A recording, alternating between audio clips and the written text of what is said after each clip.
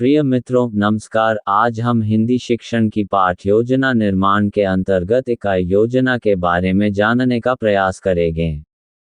साथियों, कल हमने पाठ योजना के बारे में पढ़ा था कि पाठ योजना जर्मन गेस्टाल्टवाद की देन है, क्योंकि जर्मनी के हर्बर्ट ने इसे मूर्त रूप दिया था। अब इकाई योजना किसकी देन है? यह प्रश्न भी कई बार एग्जाम में पूछा जाता है। साथियों, इकाई में शिक्षण का संप्रत्यय 1956 में शिकागो के प्रोफेसर H.C. मॉरिसन ने दिया था।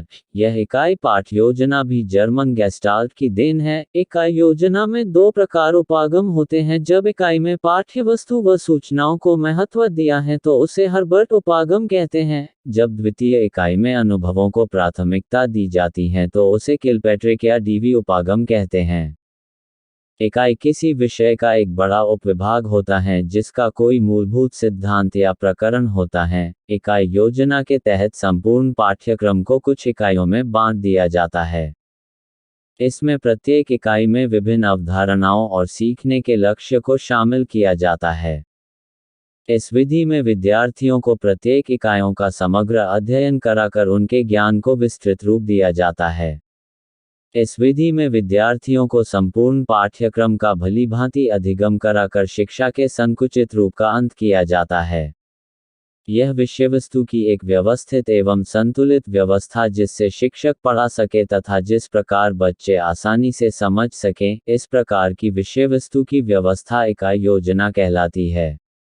इकाई योजना शिक्षक द्वारा इकाई की विषय वस्तु को कक्षा में प्रस्तुत करने की क्रमबद्ध तैयारी है। अब हम इकाई योजना की विशेषताओं के बारे में विस्तार से चर्चा करेंगे। इकाई योजना शिक्षक को अवधारणाओं को एक एक करके सिखाने में मदद करती है। इकाई योजना सामग्री की संतुलित और व्यवस्थित व्यवस्था है। इकाई योजना में दो प्रमुख प्रक्रियाएं अर्थात अनुक्रमण और चयन शामिल हैं। इकाई योजना का मुख्य ध्यान बच्चों की ओर से प्रभावी अधिगम सुनिश्चित करना होना चाहिए। शिक्षण अधिगम अनुक्रम में दी गई दक्षताओं विषय वस्तु के समूह को व्यवस्थित करने के बाद दक्षताओं विषय वस्तु के सार्थक खंडों की पहचान के आधार पर एक इकाई का निर्माण किया जा सकता है, जिसे शिक्षण अधिगम के लिए उपलब्ध समय के संदर्भ में भी देखा जा सकता है। यह शिक्षकों को शिक्षण अधिगम के बारे में एक समग्र दृष्टिकोण रखने में मदद करती है, जो उनकी व्यवस्था में उपलब्ध समय और संसाधनों को व्यवस्थित करने में मदद कर सकता है। यह पाठ्यक्रम विषय वस्तु की एक व्यवस्थित, अनुक्रमिक और श्रेणीबद्ध व्यवस्था को निर्मित करने में मदद करती है, जो शिक्षण गतिविधियों को सर्वोत्तम संभव तरीके से विकसित करने की अंतर्दृष्टि दे सकता है। यह विषय वस्तु के बड़े भाग की गहन योजना है। यह संदर्भ के तहत पाठ्यक्रम विषय वस्तु या योग्यता के विभिन्न पहलुओं पर संतुलित जोर देने में मदद करती है। यह पाठ्य विषय वस्तु को कक्षा में व्यवहार की जाने वाली दक्षताओं के साथ सहसंबंधित करने का अवसर प्रदान करती है। यह शिक्षण अधिगम की वैकल्पिक विधियों के बारे में सोचने और व्यक्तिगत भिन्नताओं के अनुकूल होने में मदद कर सकती है। यह बच्चों के इकाईवार मूल्यांकन और उपचारात्मक शिक्षण के आयोजन और आवश्यकताओं के अनुसार संवर्धन मापनों को शुरू करने में मदद कर सकती है।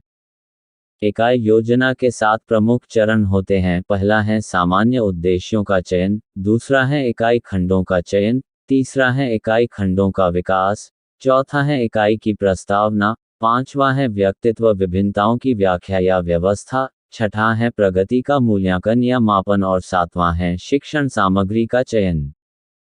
प्रिय मित्रों, इस क्लास में हमने इकाई पाठ योजना के बारे जानने का प्रयास किया है। आगे हम विस्तार से दैनिक पाठ योजना के बारे में जानने का प्रयास करेंगे। अगर आपको यह क्लास पसंद आई है तो हमसे टेलीग्राम पर जुड़ना न भूलें। सर्च करें उपकार क्लासेज जोधपुर।